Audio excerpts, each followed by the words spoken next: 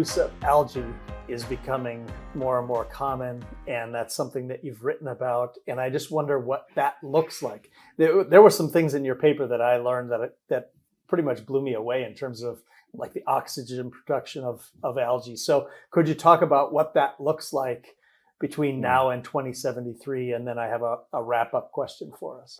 It is actually, there's a lot of currently research around that the potential for algae to be used as a material, as a food, as an energy, as a medicine, because the algae are the most complex organism in nature, and that is so fascinating. And we know just so little about it.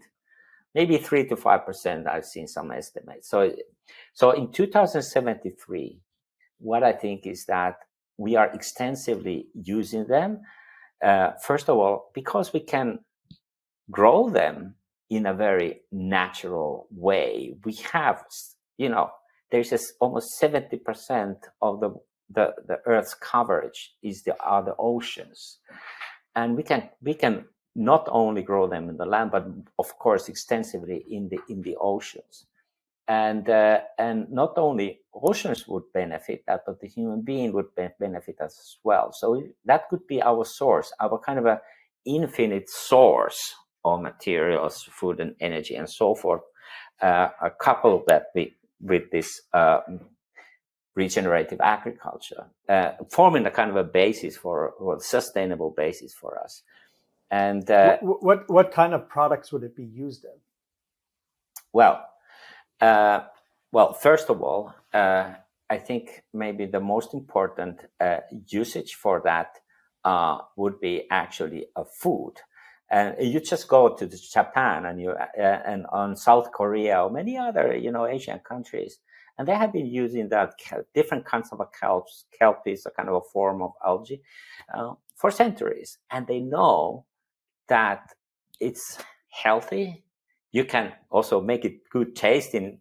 We don't think it tastes good, but you can make it, and you can make it a very nice food, and it's very, very healthy. And by the way, the kelp is also the best way to cure your land. If you happen to have a kelp around in the lake or in the sea, and you have a piece of land, you just put the kelp there, and it has all the minerals that the land needs. And so it is really, really exciting. And then the second is really also about this medicine, which I see that, and there is a lot of research going on, how much we could actually improve our human condition by using algae, because algae kind of contains so much those critical trace substances and minerals that our bodies need, and it's actually already a well-known fact, but we still don't know what more is there.